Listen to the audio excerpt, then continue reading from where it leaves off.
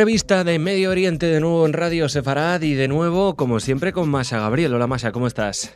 Muy bien, Jordi, ¿cómo estás? Bien, encantado de escucharte de nuevo. Ya saben, Revista de Medio Oriente, el espacio de análisis de medios de comunicación. Además, Masha, he de decirte que muchas veces recuerdo este programa cuando hago otros programas, ¿no? Por ejemplo, colaboraciones desde Brasil o Uruguay o también desde Israel, en la que nuestros diferentes colaboradores suelen subrayar que entre las reuniones comunitarias de estos países se habla mucho de la información que se da de Israel, una información tergiversada, una información sin rigor. Y siempre me acuerdo de este programa porque es básicamente de lo que hablamos aquí. Y hoy vamos a empezar hablando de una de las agencias más importantes, Europa Press.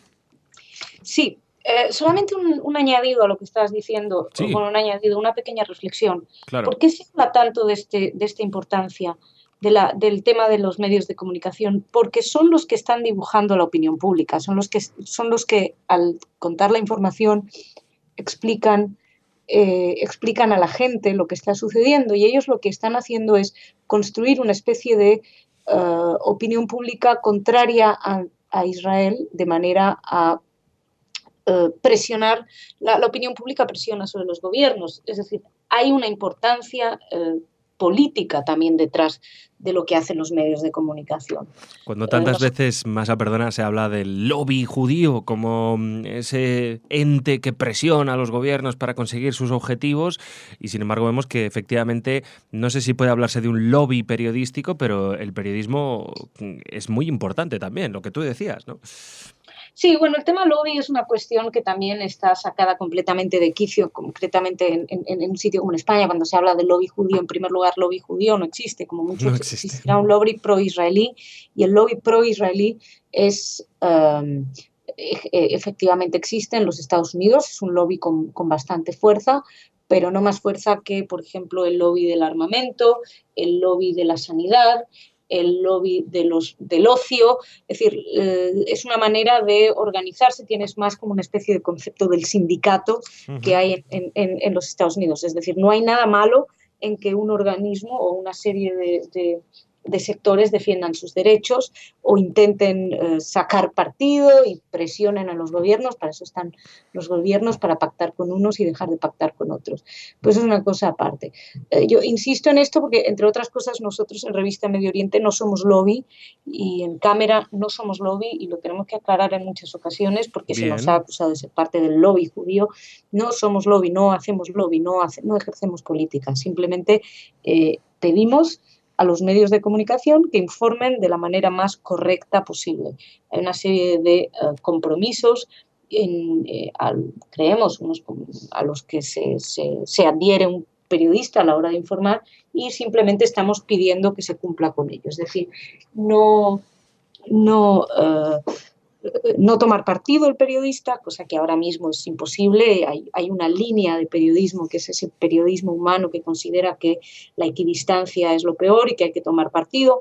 Es decir, también se está debatiendo, y yo creo que en ese sentido, en el seno del propio periodismo, hay un importante debate, muy importante, sobre el rol que tiene que jugar el periodista, el corresponsal. El problema, obviamente, es que el primero que llega se va a Israel, se cree que es no sé, un salvador de la humanidad y que gracias a sus páginas va a salvar al mundo, y como ya llega con unos prejuicios directamente construidos, pues entonces escribe todo cosas que responden a esos prejuicios. Y ese es el problema porque la información, por ejemplo, mira, te doy un ejemplo práctico con este de Europa Press que te dije que íbamos a mencionar, el doble rasero. Tú tienes, por ejemplo, Europa Press, que informaba el otro día de la operación policial del 18 de noviembre, la operación policial de París, en Francia, en Saint-Denis, en París, y decía una operación policial llevada a cabo desde la madrugada en busca del presunto cerebro de los atentados de la capital francesa, concluyó y se ha saldado con 2 muertos, uno de ellos una mujer que se inmoló y 7 detenidos. Nunca hubieran dicho: las fuerzas de seguridad francesas han tiroteado y provocado la muerte de 2 personas en la localidad de Saint-Denis en busca del presunto cerebro de lo que la policía ha descrito como atentados terroristas. Esto sería impensable, ¿verdad? Sí. Bien. Bueno, pues eso es exactamente lo que escribieron respecto a Israel.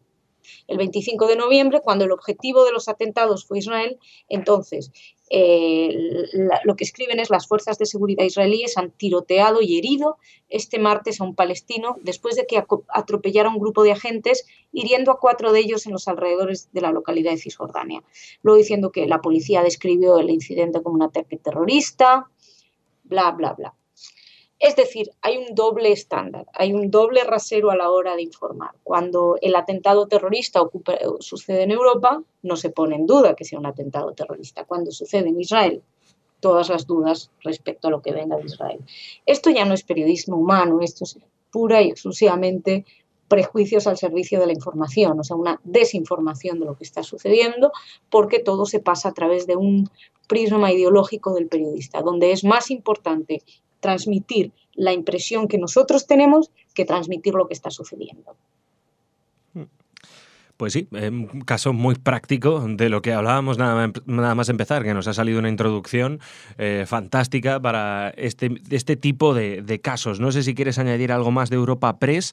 No, Europa Press es uno de las agencias con mayores problemas, o uno de los medios de información más inconsistentes en estos momentos con respecto a lo que sucede en Oriente Medio. Hay que decir que ellos no tienen corresponsal en la zona.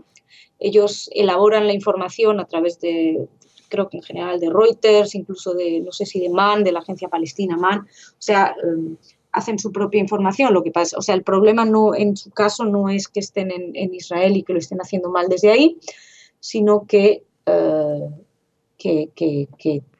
reciclan la información y a veces, bueno, pues traducen un poco como quieren, se saltan lo que quieren, no hay ningún rigor en Europa Press, cosa que sí hay, tengo que decir, en la agencia EFE. Uh-huh. Sin embargo, nuestro siguiente protagonista. EFE también nos regala unos errores, yo diría que a veces muy innecesarios, que basta con informarse un poquitito. Y te cuento, por ejemplo, de EFE, hemos detectado en esta ocasión 6 errores respecto a la información que llegó de la liberación de Jonathan Pollard, ya sabes, el espía norteamericano que salió después de 30 años en prisión. Insisten todos que es visto como un héroe en Israel y como un traidor en los Estados Unidos. En fin, desde luego un tema que ha provocado desencuentros entre las administraciones múltiples norteamericanas y las múltiples israelíes. En cualquier caso, yendo al artículo concretamente, errores tontos. Por ejemplo, decían que Pollard tiene 60 años. Tiene 61. No es un gran cambio, no es una gran diferencia, pero demuestra una torpeza, innecesario, una especie de ¿para qué? Sí, basta con mirar en la Wikipedia la fecha de nacimiento. O cualquier otro artículo al respecto, todos lo especifican. Sí. Más cosas. Dice que, y esto ya sí son errores realmente de desconocimiento, hablaba diciendo que el indulto se puso encima de la mesa en el último momento como condición indispensable para un acuerdo de paz con los palestinos, auspiciado por el entonces presidente Bill Clinton en 1998, que no llegó a firmarse. Es verdad que se puso como condición indispensable, pero bueno, luego cuando vieron que no se conseguía, igual siguió la cosa adelante, y esto que dice la agencia EFE que no se firmó, se firmó perfectamente ese acuerdo, se firmó concretamente el 23 de octubre del 98, está en todos los medios de comunicación, estaba el presidente Clinton que mantuvo eso, se firmó delante del presidente Clinton, es el acuerdo de White River, de la conferencia de White River, y es conocidísimo, o sea que luego lo que pasa es que la implementación fue mínima, pero se implementó también, o sea que decir que no se firmó es algo absolutamente desconocer, es desconocer completamente la historia, además forma parte de los acuerdos importantes. Después dice que, bueno, que frustró acuerdos de paz.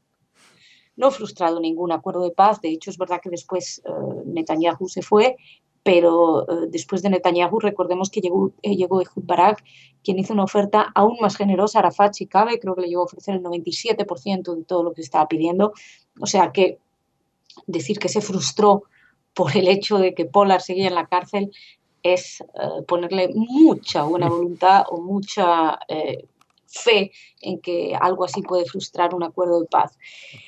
Después asegura en el cuarto punto que Obama rechazó peticiones de indulto, entre ellos del Tribunal de Justicia de Israel.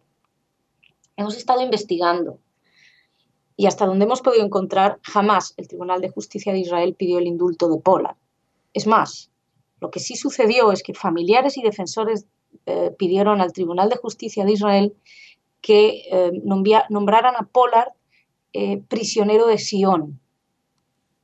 Y el Tribunal de Justicia se negó a nombrarlo prisionero de Sion porque consideraba que no reunía las características de un prisionero de Sion, que un prisionero de Sion no es alguien que espía, básicamente. Con lo cual el Tribunal de Justicia de Israel nunca le pidió el indulto a Obama o a otros que tengamos constancia, vamos. También vuelve a repetir en otro artículo que frustró el acuerdo de White Plantation. Como te he dicho, no solamente no lo frustró, sino que ese acuerdo se firmó y es conocido y hay fotos por todos lados y basta ir a Internet, basta ir a Wikipedia. Y termina diciendo que Netanyahu, el último punto que tenemos, Netanyahu lo visitó en prisión varias veces. No es cierto, en principio, que nosotros tengamos constancia. Una vez más, Netanyahu solo lo visitó una vez, en el 2002, y es importante destacar que Netanyahu no era entonces primer ministro.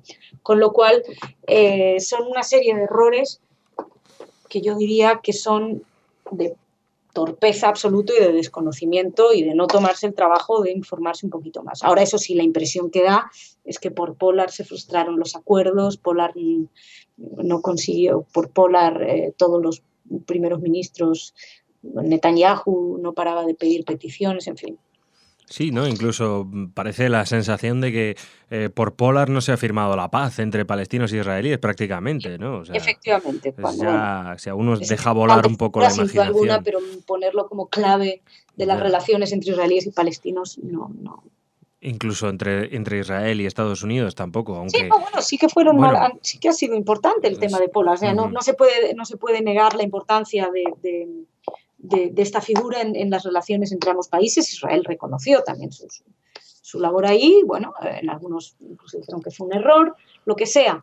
Pero de ahí a ponerlo como es una agencia de información que debe estar bien informada y, como decimos muchas veces son aquí... Son errores factuales, ni siquiera estamos hablando de cuestiones opinativas. Son errores factuales, y esto es interesante y lo voy a usar también para hablar del artículo del Mundo. Son errores factuales que forman opinión. Se crean malas informaciones y esto crea opinión y se basan las opiniones en malas informaciones. Y en ese sentido me gustaría hablar del espacio Conversaciones Imposibles del diario El Mundo. Conversaciones imposibles, esto que es un... Así se llama el espacio donde se ponen, entiendo, personas de diferentes opiniones o en bandos enemistados a hablar. Bueno. En esta ocasión, el diario El Mundo traía por un lado a un profesor de Relaciones Internacionales universitario, Nahib Abu Barda, y por otro lado a la profesora de hebreo, Dina Levy. Enfrentados, bien. Sí, enfrentados, manteniendo una conversación. El problema es que ya desde la base hay un desequilibrio en el planteamiento. Dina Levy, profesora de hebreo, presenta una postura crítica hacia su propio país, en cuyo caso dice, sí, entiendo mucho vuestro sufrimiento, nosotros lo hacemos mal, y la postura de Nahib Abu Barda es completamente contraria, vosotros lo hacéis mal. Con lo cual ya estás ahí una persona autocrítica y una persona que no es autocrítica, ya tenemos ahí un desequilibrio. Por otro lado, hay que destacar que Abu Barda, entre otros artículos conocidos, tiene algunos donde se acusa a los judíos de estar cometiendo un holocausto con los palestinos. Con lo cual no estamos hablando de una persona, en este caso, con moderación en sus planteamientos, cosa que evidentemente Dina Levy sí tiene. Entonces, cuando enfrentas a una persona moderada con un no moderado, el desequilibrio, el enfrentamiento es importante. El periodista demuestra tener una falta de conocimientos importantísimos también. Habla de, por ejemplo, dice que el conflicto es uno de los lugares del mundo donde la razón anda más descabezada, y habla de que habría habido más de 52.000 muertos en el conflicto. Hombre, más de 52.000 sí, básicamente se barajan el número de muertos en 115.000, con lo cual no sé de dónde sacó 52.000 muertos. Ya, sí.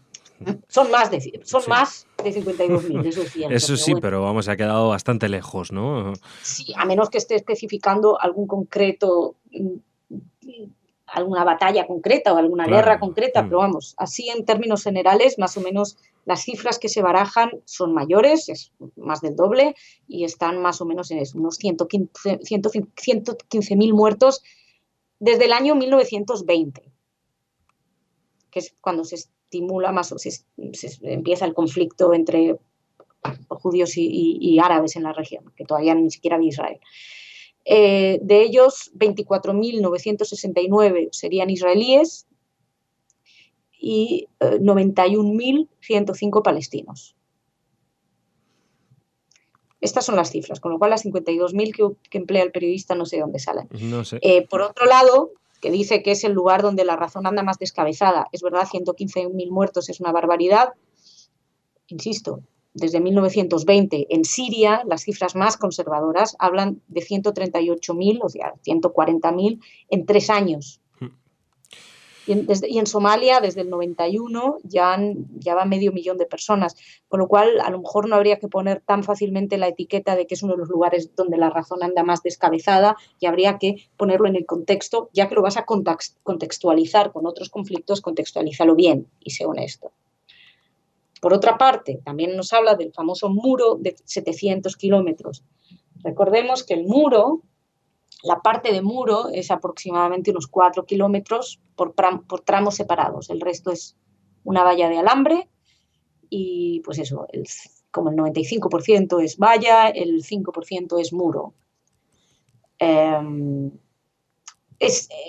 Estos planteamientos, también estos errores en el periodista se le nota también en el propio planteamiento ético, o más que ético, el planteamiento general del conflicto. Él dice que imagina un mundo mejor donde Oriente Medio tendría una solución, la Franja de Gaza sería un lugar vivible, el muro de Cisjordania se vendería en pedacitos, como el de Berlín, el ejército israelí circuncidaría sus obuses y los niños palestinos no tirarían piedras. Dejemos de lado lo de circuncidar obuses, que es francamente... Sí, bueno, sí, la verdad que no sé. Vamos a dejarlo aparte. Pero el problema es que no son obuses contra niños palestinos que tiran piedras. Claro. Estamos hablando de grupos terroristas que durante años están lanzando cohetes, misiles, llevan más de 11.000 misiles y cohetes desde la retirada de Gaza en el 2005 contra población civil, con lo cual ya el planteamiento inicial es un error de desequilibrio. Y por cierto, ya que estamos haciendo esto ahora, ¿por qué no hablar de la reciente ola terrorista que en 2 meses ha asesinado a 21 israelíes? Con lo cual no estamos hablando de niños con piedras, estamos hablando de otro problema. ¿Qué ocurre durante la entrevista? Bueno, pues que el profesor dice lo que quiere y nadie, absolutamente nadie, le corrige los datos. Podemos leer que Israel está cometiendo un genocidio en Israel. O sea, sabemos todos que no es cierto, no existe ningún genocidio contra el pueblo palestino. Es más, la población aumenta de manera clarísima, tanto en Gaza como en Cisjordania, con lo cual acusar a Israel de estar cometiendo un genocidio es, otra vez, pura invención. Del mismo modo que oímos una comparación con los nazis, porque plantea el profesor, cuando se le pregunta si la violencia está justificada, él dice que, bueno, que los franceses luchaban contra los nazis con violencia. O sea, comparación con los nazis, justificación de la violencia. Y una vez más el famoso bulo de que los palestinos se van a quedar solo con el 22% de su tierra. Recordemos que Jordania es el 80% de la famosa Palestina histórica que después el 20% restante se iba a dar a los judíos, al final se volvió a dividir, con lo cual los judíos se quedarían como una especie de 11% de lo que es su real patria histórica, así que no se puede mantener esta acusación absurda también. Pero una vez más, no hay ningún periodista, nadie que desmienta los bulos que se van propagando. Entonces, esos bulos, hay una responsabilidad en el medio. Si tú te haces eco de mentiras, pues estás teniendo una responsabilidad. Y por cierto, el título mismo dice cuando la intifada es sentarse a hablar. Oh, madre mía. ¿Por qué no lo llamamos cuando el terrorismo es sentarse a hablar? Cuando el holocausto es sentarse a hablar. No, la intifada, recordemos lo que es terrorismo. Y concretamente, por ejemplo, en la segunda intifada, en 7 años, 1.203 israelíes fueron asesinados en ataques, explotándose en las terrazas, explotándose en los autobuses. Esto no es posible. Y no creas que se explica lo que es la intifada. La intifada se está convirtiendo ahora en una especie de rebelión simpática. No, la intifada es terrorismo. Y los medios que no explican lo que es y que la embellecen tienen una responsabilidad en su justificación del terrorismo. Madre mía, Masa, pues creo que no puedo añadir nada más. Lo que has dicho tiene mucha rotundidad y además estamos hablando de medios importantes de alcance superior al nacional. Obviamente. Hablamos incluso hemos hablado de EFE y Europa Press, agencias a las que acuden grandes medios a buscar materia prima sobre la que informar, y luego el diario El Mundo, uno de los más importantes de España. Entonces, por eso, porque son importantes, porque llegan a mucha gente, porque crean opinión, les pedimos rigor, desde luego más que el que ha tenido el diario El Mundo en esta especie de debate. Pero el del diario El Mundo por lo menos es opinión. Ahora, sí, está muy mal gestionado, claro, sin duda alguna. Pero lo otro es información y claro. Eso no es... Es que es pedirle rigor a los periodistas, es decir, si tú vas a estar de moderador, se supone que tienes un alto conocimiento del tema, ¿no? Creo yo, o al menos te lo puedes haber preparado un par de semanas antes, ¿no? Sí, que también se puede hacer, ¿no? Tampoco digo yo que tengas que ser catedrático de, yo qué sé, de Derecho Internacional. Mira, para saber que no se está cometiendo un genocidio y que el nazismo y el Israel no tienen nada que ver, simplemente hace falta haber abierto un libro de historia. Eso es. Simplemente.